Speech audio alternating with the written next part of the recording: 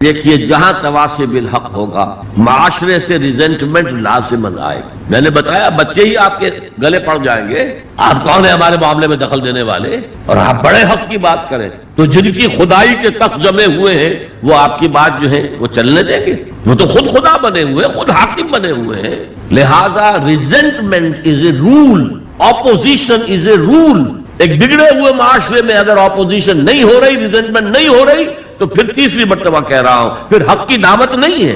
آپ نے اندر خانے کوئی معاہدہ کیا ہوا ہے اس باطل کے ساتھ، ہم تمہیں نہیں چھیڑیں گے، تمہاری دکھ کی رت پر ہاتھ نہیں رکھیں گے، بس ہم واس کہیں گے، پھر ٹھیک ہے. بلکہ وہ خود آپ کے گلے میں ہار ڈال دیں گے. وَتَوَاصَوْا بِالصَّبْرِ، صبر. یہ صبر جو ہے بہت سے معنی میں آتا ہے. صبر علی الاطاعہ، اطاعت پر صبر کرنا. شدید سردی کا موسم ہے، فجر کا وقت ہے، پانی گرم نہیں ہے، ٹھنڈا ہے، اس ٹھنڈے پانی سے بھی وضو کر کے نماز پڑھنا، یہ صبر علی الطاعہ، اللہ کی اطاعت پر صبر. مئی جون کا مہینہ ہے، روزہ سخت ہے، لمبا ترین ہے، صبر. وَهُوَ شَهْرُ الصَّبْرِ، حضور نے فرمایا تھا جب شعبان کے آخری روز آپ نے خطبہ دیا تھا، یا ایھا الناس قد اظلکم شہر عظیم، اے لوگوں تم پر ایک بہت عظمتوں والا مہینہ سایہ فگن ہو گیا ہے. اس مہینے کی ایک ڈیفینیشن کیا تھی؟ وَهُوَ شَهْرُ الصَّبْرِ، وہ صبر کا مہینہ. ایک ہے صبر عن المعصیہ، معصیت کے مقابلے میں اپنے آپ کو روکے رکھنا. ٹیمپٹیشن ہے، زلیخا نے کیا نہیں کیا تھا حضرت یوسف کے ساتھ، یہ روکنا تھامنا. قرآن مجید میں بھی الفاظ بڑے عجیب آئے ہیں. وَلَقَدْ هَمَّتْ بِهِ وَهَمَّ بِهَا لَوْلَا أَن رَأَىٰ بُرْهَانَ رَبِّهِ. وہ عورت تو اس کی طرف بڑھی ہی تھی، وہ بھی بڑھتا اگر وہ اللہ کی کوئی برہان نہ دیکھ لیتا. کیا چیز اللہ نے اس وقت دکھائی ہے؟ جوان آدمی ہے، جوان رانا ہے، ایک عورت بدی کی دعوت دے رہی. روکنا تھامنا اپنے آپ. اور پھر جب معاملہ آگے بڑھا، رب السجن احب الی مما یدعوننی الیہ، اے اللہ مجھے جیل خانہ زیادہ پسند ہے اس کام سے جس کی طرف یہ عورتیں مجھے بلا رہی. یہ صبر عن المعصیہ، صبر علی الطاعہ، صبر علی المعصیہ.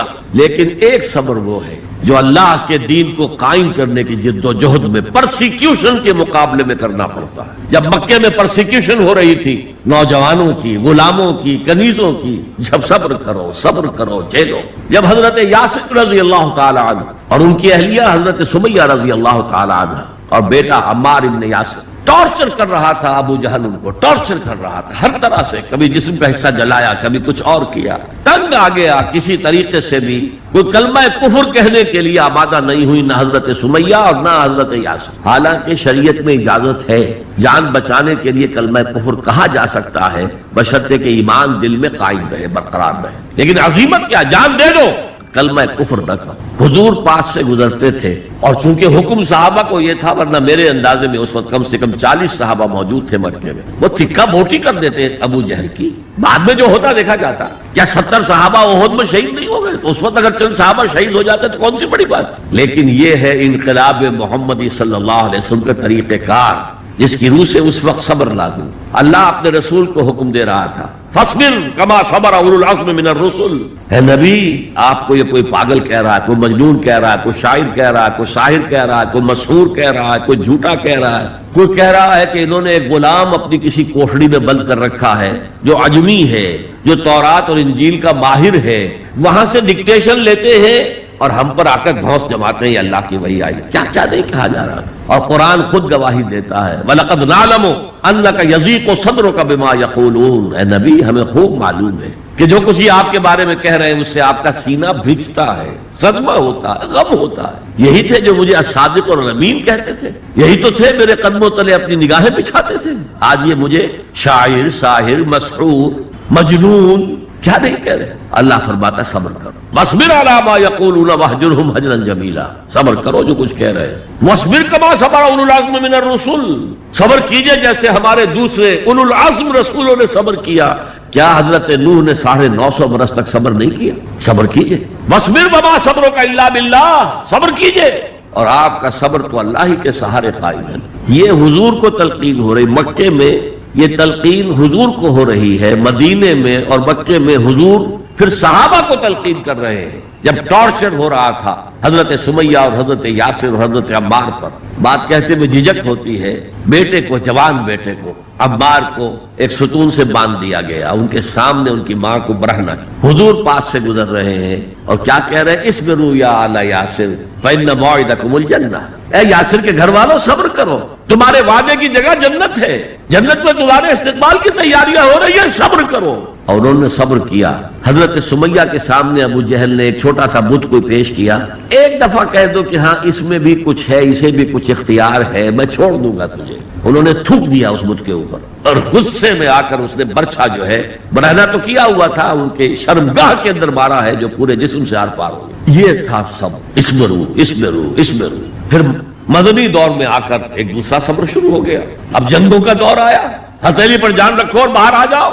وَلَا تَقُولُوا لِمَن يُقْتَلُ فِي سَبِيلِ اللَّهِ أَمْوَاتٌ بَلْ أَحْيَاءٌ وَلَٰكِن لَّا تَشْعُرُونَ يَا أَيُّهَا الَّذِينَ آمَنُوا اسْتَعِينُوا بِالصَّبْرِ وَالصَّلَاةِ، اے اہل ایمان مدد حاصل کرو صبر سے اور نماز سے۔ ان اللہ مع الصابرین، یقیناً اللہ صابروں کے ساتھ ہے، صبر کرنے والوں کے ساتھ ہے۔ وَلَا تَقُولُوا لِمَن يُقْتَلُ فِي سَبِيلِ اللَّهِ أَمْوَاتٌ، کبھی نہ کہنا اس کو جو اللہ کی راہ میں قتل ہو جائے کہ وہ مردہ ہے۔ بَلْ أَحْيَاءٌ وَلَٰكِن لَّا تَشْعُرُونَ، وہ زندہ ہیں لیکن تمہیں اس کا شعور نہیں۔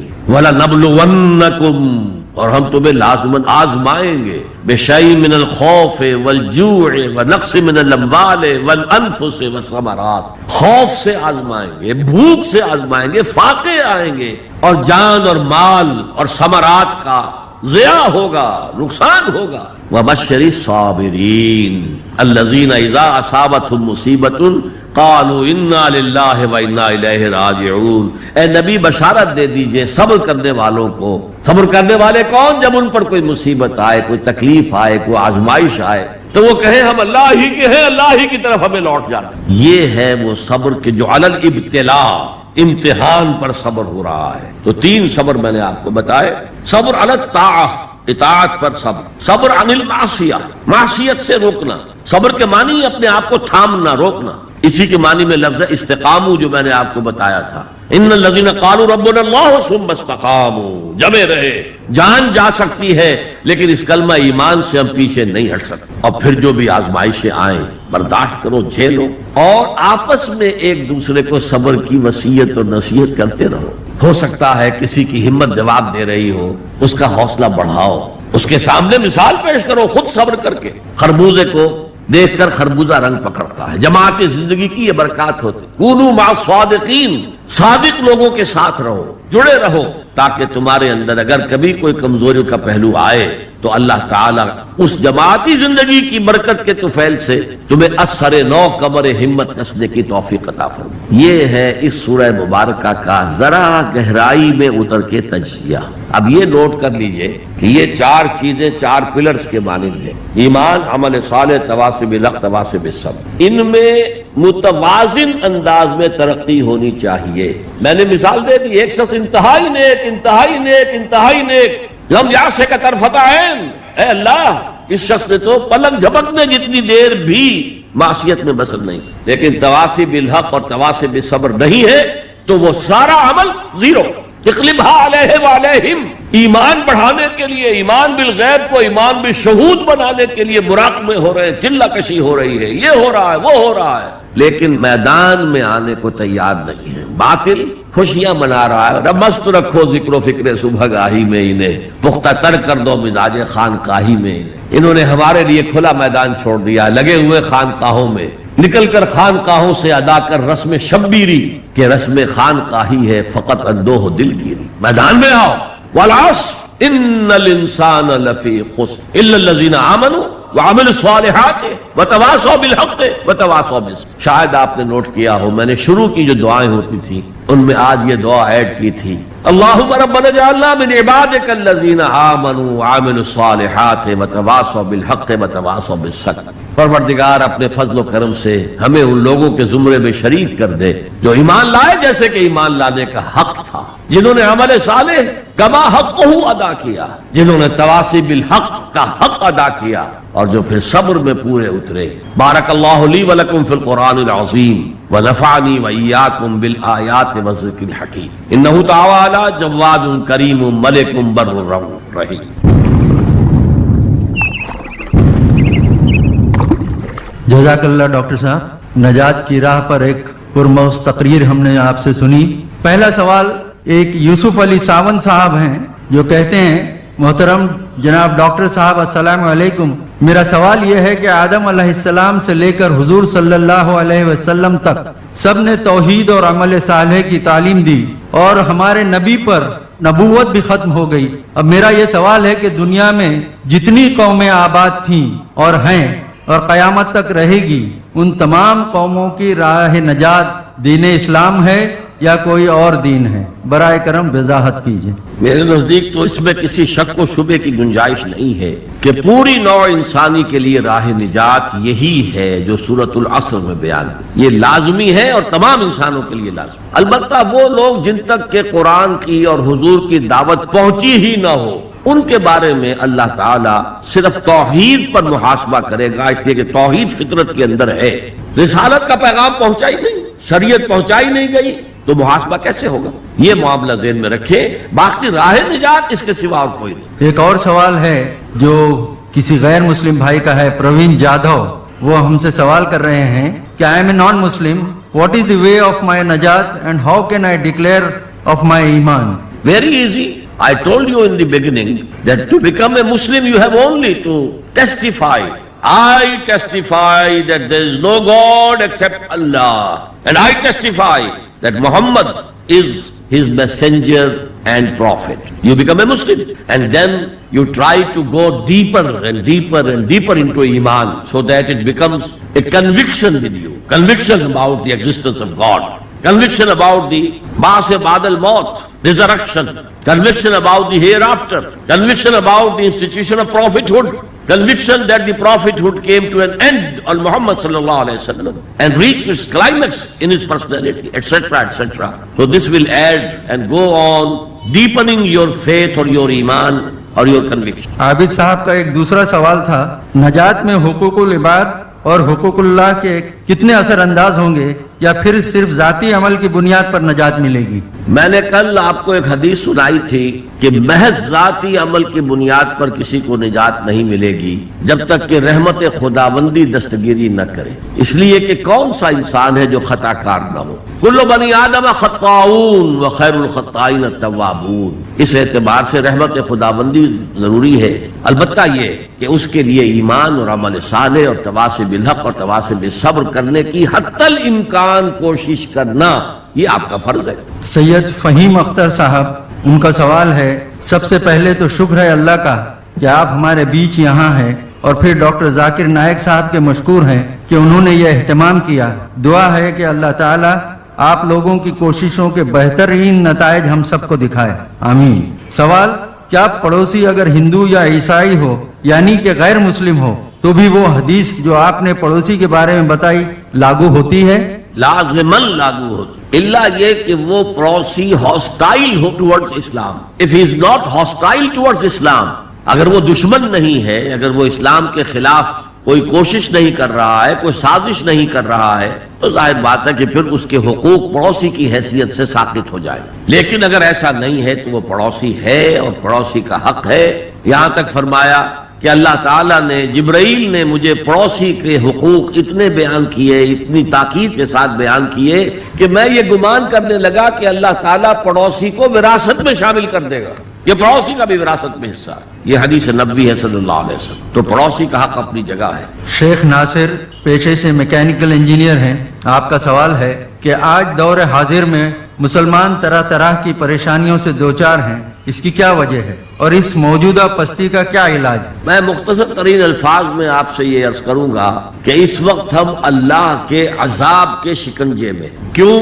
جس قوم کے پاس اللہ کی کتاب ہو اور اللہ کی شریعت اور وہ اللہ کے رسول کے امتی ہونے کے مدعی ہوں، وہ قوم زمین پر اللہ کی ریپرزنٹیٹو ہو جاتی۔ اب اگر وہ قوم اپنے عمل سے مس ریپرزنٹ کرے تو وہ کافروں سے بدتر ہے، غیر مسلموں سے بدتر، پھر ان کو عذاب ملتا ہے۔ آج ہماری ذلت اور رسوائی، ہم سے پہلے بھی ایک امت تھی اور بڑی چہیتی اور لاڈلی امت تھی، ذرا اندازہ تو کیجئے، بنی اسرائیل صحرا میں سفر کر رہے ہیں تو ابر کا سائبان ساتھ ساتھ چل رہا ہے، دھوپ نہ ستائے، کھانے پینے کی ضرورت پیش آئی ہے تو من و سلوہ نازل کر دیا ہے، پانی کے لیے ایک ضرب لگی ہے عصا کی اور 12 چشمے، تاکہ 12 کے 12 قبیلے اپنا اپنا چشمہ معین کر لیں. تو یہ ساری جو جن کے اوپر نعمتیں ہوئی ہیں انہی کے بارے میں فرمایا گیا جب انہوں نے بے عملی اختیار کی، بد عملی اختیار کی، شریعت کو پس پش ڈال دیا، اللہ کی کتاب کو پس پش ڈال دیا. نبذ فریق من الذین اوتوا الکتاب کتاب اللہ وراء ظہورہم، تو پھر اللہ نے فرمایا ضربت علیہم الذلۃ والمسکنۃ وباؤوا بغضب من اللہ، ان پر ذلت، کمزوری اور مسکنت، کم ہمتی مسلط کر دی گئی، اللہ کے عذاب کے اندر گر گئے. اسیرینز آئے، ان کا مقابلہ نہیں کر سکے، انہوں نے سلطنت اسرائیل کو تہو بالا کر کے ختم کر دیا. نبوکڈنیزر آئے، اس کا مقابلہ نہیں کر سکے، اس نے لاکھوں کو قتل کیا، لاکھوں کو وہ کیپٹیو بنا کر بیبیلونیا لے گیا. اور حضرت سلیمان کے بنائے ہوئی مسجد کو، جسے وہ ٹیمپل کہتے ہیں، ٹیمپل آف سولومن، اسے گرا کر زمین کے برابر کر دیا. 2 اینٹیں سلامت نہ رہی، یروشلم میں ایک انسان نہ رہا، کوئی متنفس نہ رہا. یہ عذاب کیوں آئے؟ پھر ایک وقفہ آیا، اس لیے کہ پھر حضرت عزیر علیہ السلام کی دعوت سے لوگوں میں عمومی ایک توبہ کی تحریک برپا ہو گئی. لوٹو لوٹو اللہ کے دین کی طرف، لوٹو شریعت کی طرف. تو اللہ کی رحمت بھی پھر متوجہ ہو گئی، مکابی سلطنت قائم ہوئی، جو اپنے رقبے کے اعتبار سے حضرت سلیمان کی سلطنت سے بھی بڑھ کر تھی. لیکن پھر دوبارہ ان کے اوپر وہی دنیا پرستی، شہوت پرستی، یہ ساری گندگیاں جب آ گئی، مشرکانہ توہمات آ گئے، غیر مسلموں سے خلا بلا، اس کی وجہ سے ان کے اندر وہ ساری رسمیں ریتیں شروع ہو گئی. پھر عذاب آیا، پہلے یونانیوں کے ہاتھوں رگڑا گیا ان کو، سکندر کے ہاتھوں، سلیوکس کے ہاتھوں، اور پھر رومنز کے ہاتھوں رگڑا گیا. یہاں تک کہ سن 70 عیسوی میں ٹائٹس رومی نے، کیونکہ انہوں نے بغاوت کی تھی ان کے خلاف، رومنز کے خلاف، تو حملہ کر کے 1,33,000 یہودیوں کو ایک دن میں قتل کیا. اور جو دوسرا ٹیمپل انہوں نے بنا لیا تھا، سیکنڈ ٹیمپل جس کو وہ کہتے ہیں، اس مکابی دور میں وہ حضرت سلیمان کا بنایا ہوا وہ معبد جو ہے وہ دوبارہ بن گیا. سن 70 عیسوی میں اسے پھر گرا دیا گیا، آج تک گرا پڑا ہے. 1934 برس سے ان کا خانہ کعبہ گرا ہوا. یہ اللہ کا قانون ہے. جو امت کتاب اللہ اور شریعت خدا بندی کی حامل ہو کر اور طرز عمل اس کا مختلف اور برعکس ہوگا، وہ کافروں سے بدتر ہے اللہ کی نگاہ. اب علاج ایک ہی ہے، ہم کہیں کسی جگہ دنیا میں کسی سائزیبل ملک میں پورا اسلامی نظام، پوری اسلامی سیاست، پوری اسلامی معیشت، پورا اسلامی معاشرہ، پورا اسلامی قانون نافذ کر کے دنیا کو دکھائیں. and we should be able to invite the humanity at large, come and see with your eyes, this is Islam. یہاں کی برکتیں دیکھو، یہاں ہر شخص کی بنیادی ضروریات ریاست کے ذمے ہے. یہ جو سوشل سیکیورٹی کا کام آج ہو رہا ہے، اسکینڈینیوین کنٹریز کے سوشل سیکیورٹی کا نظام جو ہے دنیا میں کہاں سمجھا جاتا ہے ٹاپ پر ہے. پھر انگلستان میں ہے ان امپلائمنٹ الاؤنس، امریکہ کے اندر بھی ہے. لیکن یہ کہ سب سے پہلا سوشل سیکیورٹی کا نظام خلافت راشدہ میں ہوا ہے، جہاں ہر شخص کی جو بھی بنیادی ضروریات ہیں اس کی کفالت ریاست کے ذمے تھی. میں نے جو حال یہاں دیکھا ہے پاکستان میں کبھی نہیں دیکھا. جس طرح کی چھوٹے سے 4 فٹ 6 فٹ 7 فٹ کی ایک لکڑی کی بنی ہوئی کوٹڑی کے اندر پورا خاندان آباد ہے، اور جبکہ اونچے محل موجود ہے سامنے. یہ عجیب ملک ہے، ڈیموکریسی میں بہت اونچا، لیکن سوشل سیکیورٹی کا کوئی نظام سرے سے نہیں. ہمارے ہاں پاکستان میں بھی وہ کوئی اسلامی نظام ہے، جو زکوٰۃ ہے وہ پورا بیت المال کا نظام قائم نہیں ہے جیسے کہ ہونا چاہے. پھر بھی کچھ نہ کچھ زکوٰۃ کا نظام جو قائم کر گئے تھے ضیاء الحق صاحب، اس سے کچھ نہ کچھ غریبوں کی مدد ہوتی. تو بہرحال جب تک ہم دنیا کے سامنے اسلام کی نمائندگی نہیں کریں گے، صحیح اسلام کی اور کامل اسلام کی، اس وقت تک ہمارے حالات میں کوئی بہتری نہیں آ سکتی. صدیقی صدف فاطمہ آپ سے سوال کر رہی ہیں، برائے مہربانی یہ بتا دیں کہ اگر کسی کے دل میں یا قلب میں ایمان کوٹ کر بھرا نہ ہو تو اس کے لیے کیا کرنا چاہیے، اور کیا بنا قلبی ایمان کے نجات ممکن ہے؟ قلبی ایمان کے بغیر نجات نہیں ہے. ہاں ایمان کمزور ہو تو میں عرض کر چکا ہوں، ایمان ہو دل میں ہو، لیکن اتنا مضبوط نہیں ہے کہ وہ عمل کو پوری طرح ہولڈ کر سکے، عمل کو درست کر دے. تو پھر اگر گناہوں کا پڑنا زیادہ بھاری ہے نیکیوں سے تو سزا ملے گی جہنم کے اندر. البتہ ایک وقت آئے گا نکال کر اور پھر انہیں جنت میں داخل کر دیا جائے گا قلبی ایمان کی وجہ سے. لیکن دوسرا سوال جو اس میں ہے کہ ایمان کہاں سے آئے؟ دیکھیے ایمان پیدا کرنے کے 3 طریقے ہیں. 2 ایزی ہیں، لیکن ان سے ایک ایسا ایمان پیدا ہوتا ہے جس میں شعور کا ایلیمنٹ بہت کم ہے، نہ ہونے کے برابر. کوئی ڈائمنشن اس کی انٹلیکچوئل نہیں. وہ کیا ہے صاحب ایمان لوگوں کی صحبت اور ان کا قرب اختیار کرو. جیسے بھٹی کے آگے بیٹھیں گے تو حرارت آ جائے گی, صاحب ایمان کی صحبت سے آپ کو بھی ایمان ملے. دوسرا طریقہ, اسلام پر عمل کرتے رہو, عمل کرتے رہو, عمل کرتے رہو, اس سے بھی ایمان پیدا ہوتا ہے. لیکن جو اصل ایمان ہے, جو شعوری ایمان ہے, جیسے کہ سورہ یوسف میں کہا گیا, حضور سے کہلوایا گیا, قل ھذہ سبیلی ادعو الی اللہ علی بصیرۃ انا ومن اتبعنی. اے محمد کہہ دو یہ میرا راستہ ہے, میں اللہ کی طرف بلا رہا ہوں, علی وجہ البصیرۃ, میں اندھیرے میں ٹامک ٹوئیا نہیں مار رہا ہوں, علی وجہ البصیرۃ.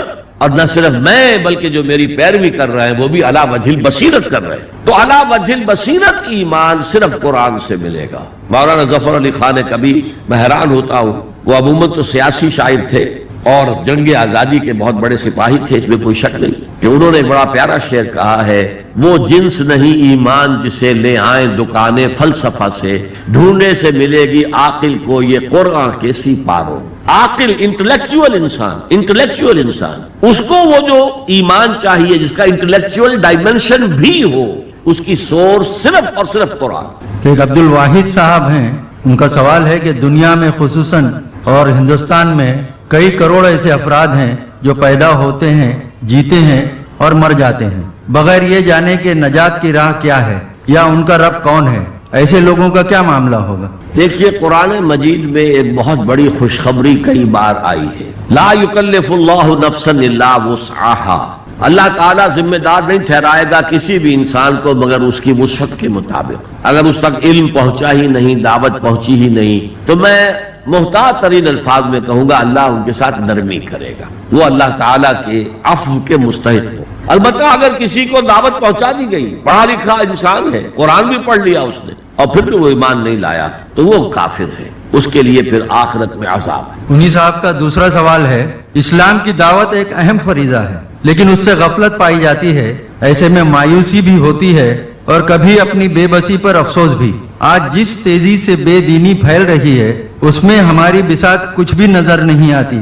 ایسے میں ہم کیسے کوشش کریں, سروائیو کریں؟ اصل میں اس احساس کے پیچھے ایک مغالطہ ہے. انسان اپنی صلاحیتوں اور قوتوں سے ناواقف ہے. ایک ایک فرد کے اندر اللہ نے بہت طاقت رکھی ہے. یہ دوسری بات ہے کہ ہم نے وہ ساری ڈائیورٹ کی ہے دنیا کی طرف. آخر دنیا میں انسان کامیاب ہے تو کیسے؟ محنت سے ہے نا. وہی محنت دین کے لیے کی جائے گی تو نتائج نکلیں گے. البتہ ایک امکان ہے, کسی قوم کی اللہ تعالیٰ ہلاکت کا فیصلہ کر چکا ہو, وہ اتنے دور جا چکے ہوں, ان کے دل اتنے سخت ہو چکے ہوں کہ ان کے اوپر کوئی شے اثر انداز نہ ہو, تو داعی جو ہے, دعوت دینے والا, وہ چاہے سر پٹکتا رہے گا, کوئی نتیجہ نہیں نکلے, جیسے کہ حضرت نوح علیہ السلام کے معاملے میں ہے. لیکن پھر بھی مجھے اور آپ کو اپنا فرض ادا کرنے کے لیے, اپنی نجات کے لیے یہ کام کرنا ہے.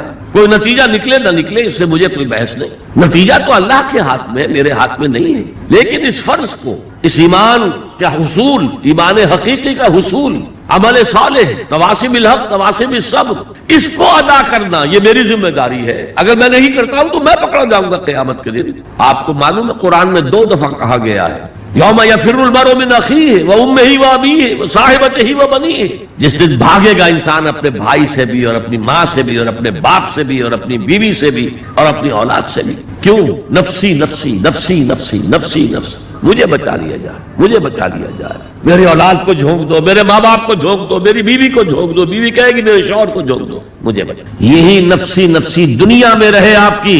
مجھے اپنے آپ کو بچانا ہے سب سے پہلے, اور پھر مجھے اپنے سب سے پہلے آل اولاد کو بچانا ہے. یا ایھا الذین آمنوا قوا انفسکم واہلیکم نارا, اے ایمان والو بچاؤ اپنے آپ کو اور اپنے اہل و عیال کو آگ سے. یہ کام جو ہے آپ کریں اور سمجھ لیں, نہ بیٹا کام آئے گا, نہ جورو کام آئے گی, نہ باپ کام آئے گا, نہ ماں کام آئے گا. تمہارا اپنا عمل, اگر تم اس راستے پر چلے, اپنی ہمت کے مطابق چلتے رہے, تو اللہ تعالیٰ کے عفو و درگزر کے مستحق ہو گئے, اور وہی اصل کامیابی ہے. ذالک هو الفوز العظیم, اصل بڑی کامیابی وہی ہے. ایک اختر السلطان اصلاحی صاحب ہیں جو پیشے سے مدرس ہیں, وہ پوچھ رہے ہیں, ٹو فائٹ باطل in these days Gandhi ji's policy is more correct. Does this mean that, God forbid, our Prophet sallallahu alaihi wasallam did not provide any guidance for the present circumstances? Gandhi ji کا اپنا کہنا یہ ہے کہ میں نے non violence حضرت مسیح اور حضرت محمد سے سیکھا. وہ گائیڈنس تو تھی. مکے کے اندر کیا تھا؟ آج بھی میں نے بتایا, no raising of hands even in self defence. Let them kill you, no harm, you will get شہادہ, یو ول بی مارٹیئرز. لیکن پورے 13 سال یا 12 سال مکے کا آرڈر آف دی ڈے یہ تھا, no retaliation whatsoever, no raising of hands even in self defence. ورنہ جو میں نے آپ کو خباب بن الارت کا واقعہ سنایا ہے, جس آدمی کو یہ پتا چل گیا مجھے تو یہ انگاروں پر بھون دیں گے, اسے اجازت ہو تو 2-4 کو مار کر مرے گا کہ نہیں؟ بلی کو بھی اگر کہیں گھیر لیں آپ کسی کونے میں اور اسے پتا چلے کوئی راستہ نہیں, وہ آپ پر جھپٹے گی. کیا جان ہے اس کی بیچاری کی, لیکن وہ آپ کی آنکھوں پر آ کر حملہ کرے گی. لہذا ڈیسپریٹ آدمی جنہیں پتا ہے کہ میرے ساتھ یہ ہو رہا ہے, اگر اجازت ہوتی تو 2-4 کو مار کر تو مرتا نا, لیکن نہیں, اجازت نہیں تھی. حضرت عیسیٰ کا نان وائلنس, حضرت عیسیٰ کے زمانے میں جو ایک زیلوٹس کی تحریک چل رہی تھی, وہ چاہتے تھے کہ عیسیٰ ان کا ساتھ دیں تاکہ رومنز کو یہاں سے نکال دیا جائے. حضرت عیسیٰ نے ان کا ساتھ نہیں دیا, وہ وائلنٹ جو ہے ایک موومنٹ چلانا چاہتے تھے. حضرت عیسیٰ نے پہلے ایمان اور عمل صالح کی دعوت کو رکھا. پہلے اپنے ایمان کی خبر لو, تم جو شریعت کے پیروکار ہو, تمہاری حیثیت ان قبروں کی سی ہے جن کے اوپر تو سفیدی پھیر دی گئی ہے, اندر گلی سڑی ہڈیوں کے سوا کچھ نہیں. تم نے شریعت کے صرف ظاہری کو لے رکھا ہے, شریعت کی روح ختم ہو گئی ہے. جب تک کہ وہ روایت نہ ہو اس وقت تک کوئی کام نہیں. تو گاندھی جی نے یہ بات کہی تھی جنہیں آپ سرحدی گاندھی کہتے ہیں, خان عبد الغفار خان. اور خان عبد الغفار خان نے یہ بات بتائی. ہمارے ہاں ایک سینئر صحافی تھے میم شین, محمد شفیع,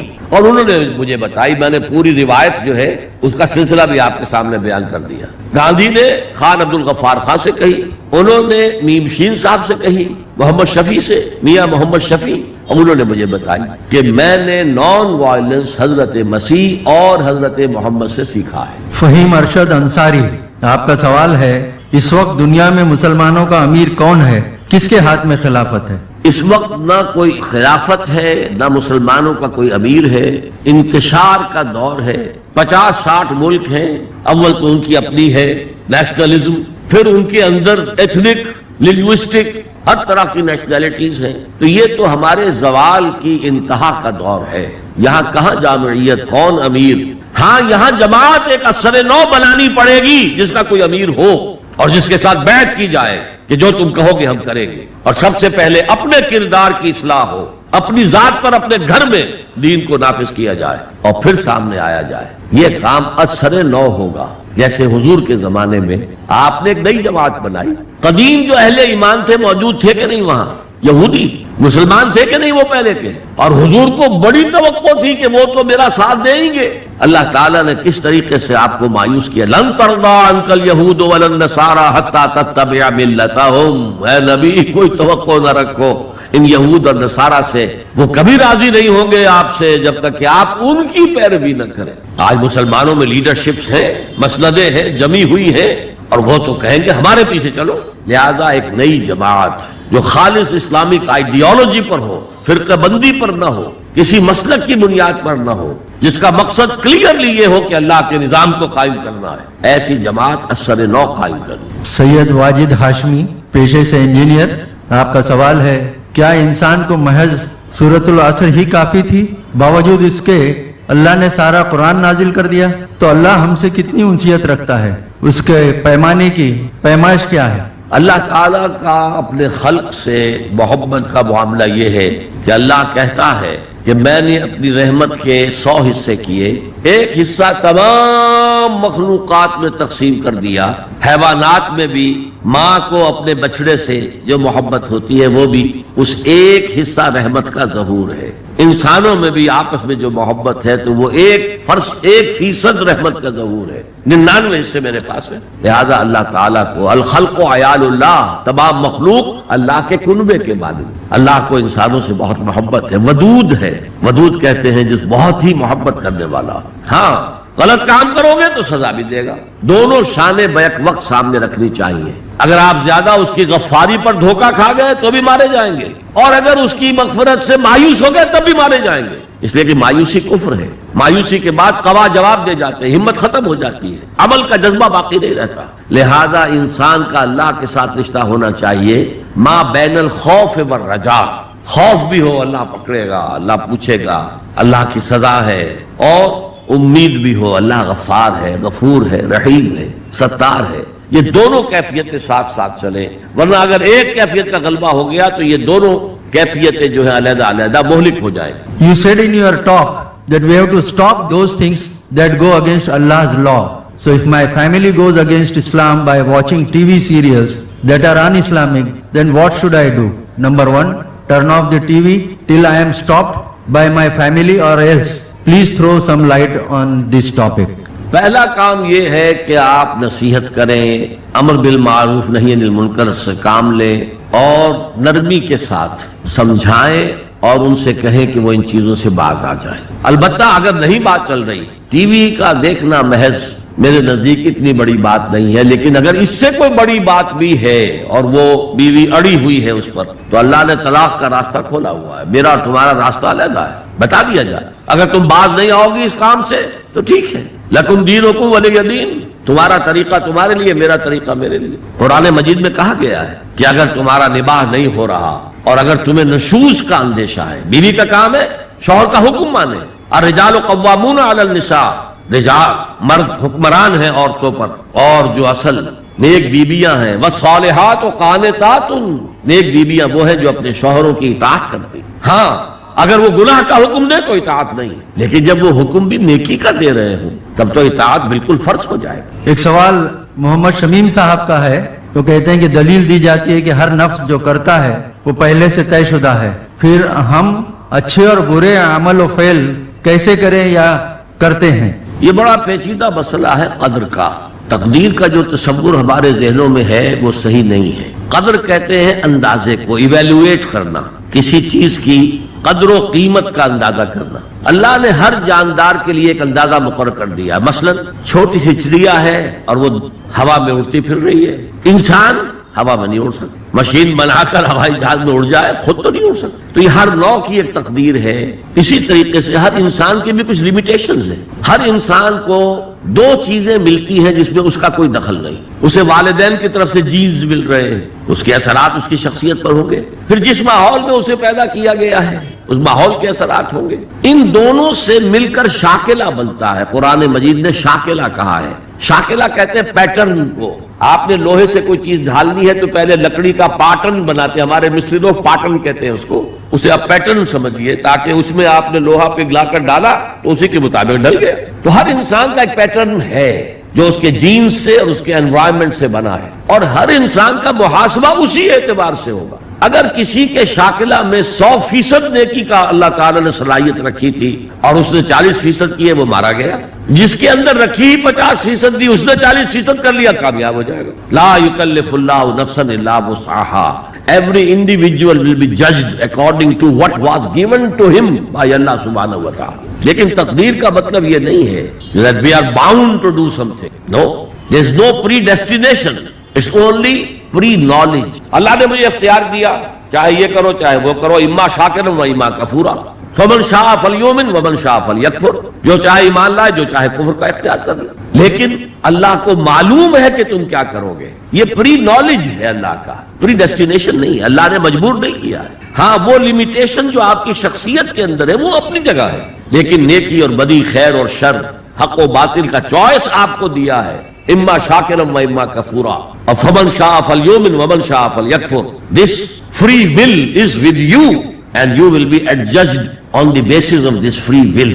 البتہ کتنی نیکی تم کر سکتے تھے اتنی کر لی، کامیاب، چاہے وہ مقدار میں کم ہو. اب جب غزوہ تبوک کے موقع پر حضور نے مسلمانوں سے کہا یہ جیش الاسرہ ہے، ساز و سامان چاہیے، اب لاؤ پیسے پیش کرو. حضرت ابوبکر نے اپنا سارا ساسا لا کر رکھ دیا. پوچھا اپنے بال بچوں کے لیے کچھ چھوڑ کر آئے ہیں؟ کہ کچھ نہیں چھوڑا. صدیق کے لیے ہے خدا کا رسول، بس اللہ کا نام چھوڑ کر آیا. اب حضرت عثمان نے بہت دولت دی اس وقت. ایک غریب انصاری، اس نے ساری رات ایک یہودی کے باغ میں وہ کنویں سے پانی کھینچ کر باغ کو سیراب کیا. صبح کو اسے کچھ کھجوریں مل گئی اجرت کے طور. اس نے آدھی لا کر اپنے بال بچوں کو دے دی، گھر کا نفقہ، نان نفقہ شام تک کے لیے. آدھی حضور کے سامنے لا کر. جو منافقین موجود تھے انہوں نے تمسخر اڑایا. ہاں جی ہاں، بغیر ان کھجوروں کے تو یہ لشکر جا ہی نہیں سکتا، یہ تو بڑا، یہ تو بہت. حضور نے کیا کہا؟ ان کھجوروں کو اس پورے ڈھیر کے اوپر پھیلا دو، اللہ کی نگاہ میں یہ اس پورے ڈھیر سے زیادہ بھاری ہے۔ تو آپ جو کچھ کر سکتے ہیں کیجئے۔